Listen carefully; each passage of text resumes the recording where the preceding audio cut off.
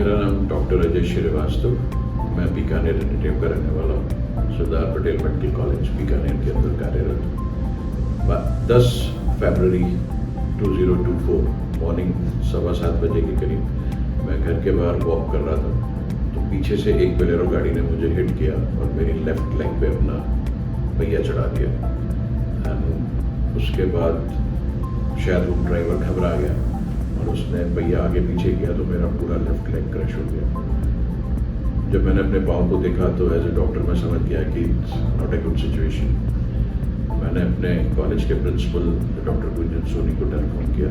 तो पहली रिएक्शन मेरी ये थी और इमीडिएटली जिन्होंने एक्सीडेंट किया था वही मुझे हॉस्पिटल लेके गए। वहाँ पे जो फर्स्ट एड देने के बाद उन्होंने डिसाइड किया कि हम लोग सब काम ये नहीं कर पाएंगे और रेफ़र करिए मेरे को। मैंने उनसे कोई सवाल नहीं किया। मुझे पता, रास्ते में मालूम पड़ा कि मैं EHC से आ रहा हूँ। मुझे ये तक नहीं पता था कि मेरे को कौन सर्जन ऑपरेट करेगा। बस फेथ EHCC पे मेरे प्रिंसिपल का और मेरे प्रिंसिपल पे। यहाँ पे हम लोग शाम को 5:20 पे पहुँचे। बहुत ही अच्छे से सब लोगों ने मुझे रिसीव किया इमरजेंसी रूम में। लोगों को पूरी इन्फॉर्मेशन थी।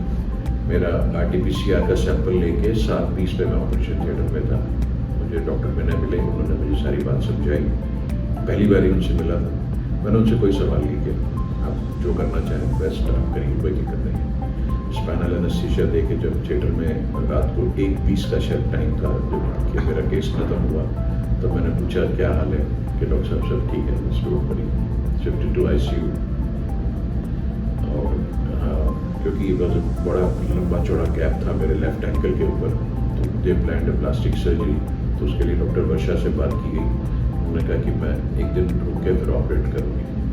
तो मंडे मॉर्निंग को, ये सैटरडे की बात है 10 फरवरी की, 12 फरवरी को इन्होंने मॉर्निंग किया था। मैं तब तक डॉक्टर वर्षा से भी नहीं मिला था, मैं उनसे भी थिएटर में ही मिला। तो ये लोग बड़े दोनों जने कहते, डॉक्टर साहब आपने कभी कुछ हमारे बारे में पूछा भी नहीं। तो मैंने कहा मुझे आप लोगों पे इतना फेथ हो गया कि जब मुझे यहाँ भेजा गया तो मुझे सबसे अच्छे हाथों में और सबसे अच्छे हॉस्पिटल में भेजा गया होगा। उन्होंने मुझे ऑपरेट किया। फिर 4-5 दिन ICU मेरा शायद ब्लड प्रेशर भी कम हो गया था, हेमोग्लोबिन लेवल भी लो था और मेरे वुंड में थोड़ा सा डॉक्टर वर्षा को ऐसा लगा कि थोड़ा सा टेकन अप जो स्किन ग्राफ्ट है वो नहीं हुआ है। पर मुझे इन्होंने हॉस्पिटल में करीब 10 दिन रखने के बाद घर भेजा। मैं यहाँ पे जयपुर ही रहा और यहाँ पे आके ड्रेसिंग करवा रहा था, but she was not happy with that graft nor I.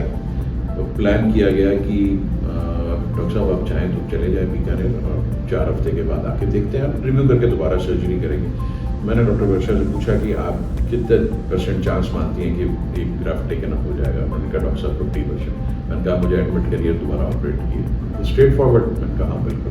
She री-एडमिटेड and मुझे फिर दोबारा ऑपरेट किया। उन्होंने स्किन ग्राफ्ट लगाई and luckily it was well taken up. पूरे इस कोर्स में जो मैं ये बात बताना चाहता हूँ कि नीचे से लेके ऊपर तक सारे लोग इस हॉस्पिटल के इतने अच्छे, इतने कोऑपरेटिव, इतने हम्बल, इतने पोलाइट कि मेरे पास शब्द नहीं है। क्योंकि मैं खुद डॉक्टर हूँ, मैं भी एक हॉस्पिटल में काम करता हूँ, मेरा खुद का भी हॉस्पिटल है। उसके बावजूद भी मैंने जो पोलाइटनेस, जो अपनापन और जो डिवोशन काम के लिए यहाँ के सब लोगों का देखा है, मैं फ़ख्र से कह सकता हूँ कि मैं एक बहुत अच्छे हॉस्पिटल में बहुत अच्छे लोगों के हाथों में अपने आप को रखा और उन्होंने मेरा इलाज किया।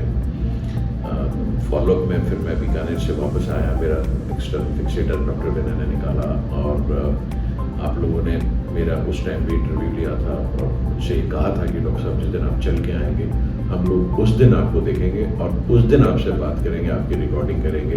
And here I am walking, गाड़ी चला लेता हूँ। अभी मैं अपनी बिटिया के पास अब्रॉड भी जाके आया हूँ। तो this is all due to the doctors and their team and the combined and joint effort of EHCC staff. I really appreciate and I wish all the best to everyone working in this hospital. Thank you.